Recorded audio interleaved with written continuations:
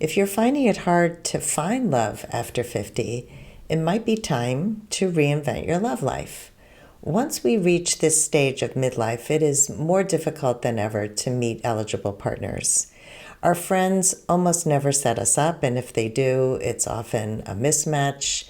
At this stage of life, we either have to discover how to date successfully online, or we need to learn how to make romantic connections when we meet people in real life. Both of these things can be a challenge without proper guidance. No matter what your experience with love has been until now, it is never too late to reinvent your love life, achieve love mastery, and go on your first date. Here are 5 steps to reinvent your love life after 50. Step number 1 is to connect with the real you. Have you been hiding parts of yourself when you're out there dating? You show up looking your best, but you don't share your feelings or your vulnerabilities. That's pretty typical. Most of us bring our so-called representative to our dates.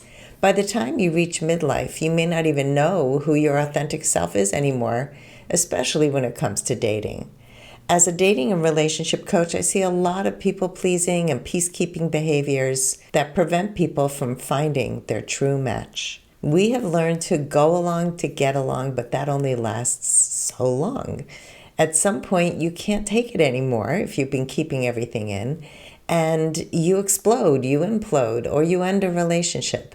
And that's not a healthy way to approach dating and relationships anymore. How do you find the real you? You focus on your feelings and needs before you respond automatically to what others want from you. That auto yes has to stop.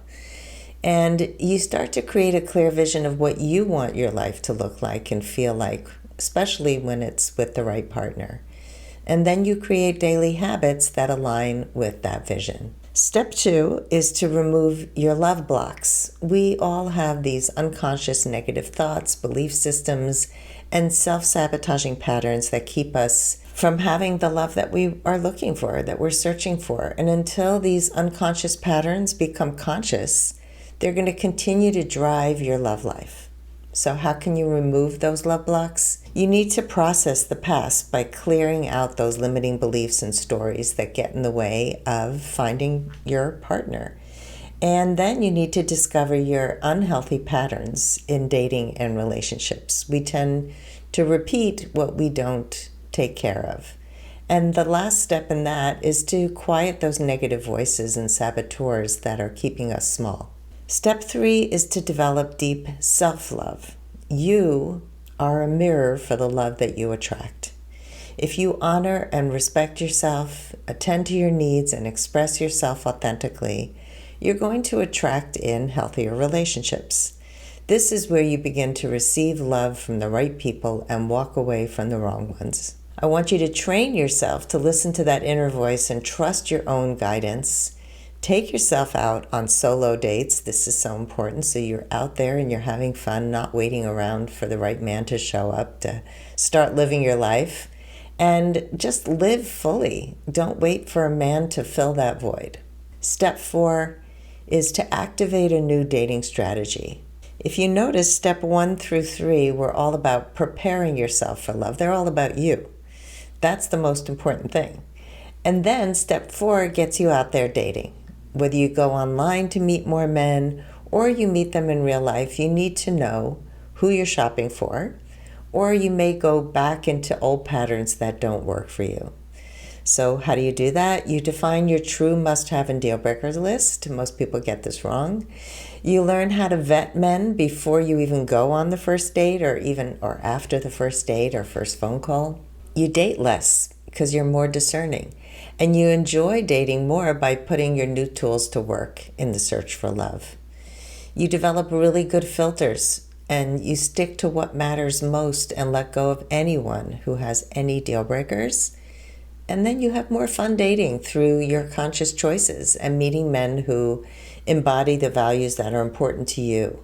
Plus, you release your attachment to the outcome. You date without that attachment. That's really, really important. Step 5 is to master the art of intentional relationships. When you finally meet your person, it's important to continue to be authentic and real with them. Learn to develop good communication skills that enable both of you to evolve and grow closer together as your relationship becomes more mature. You experience deepening levels of love and connection. You honor your desires and create a shared vision for your journey together. And you develop new skills in conscious communication, emotionally and physically, that enhance your love and your attraction to each other. When you practice these 5 steps in what I call the Love Mastery Roadmap, you'll create a conscious, loving, lasting relationship. You have a choice. Do you want to continue to do this alone, which would often not get you to the point that you want to get, or it may take forever.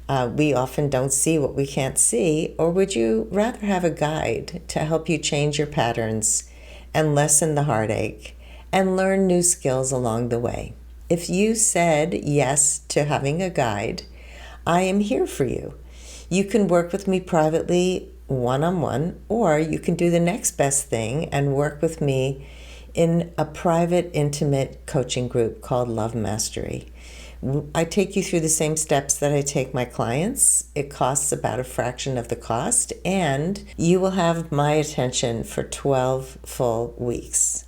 So if you want that, you have about a week left to join Love Mastery. I hope to see you there. Take care. Bye-bye.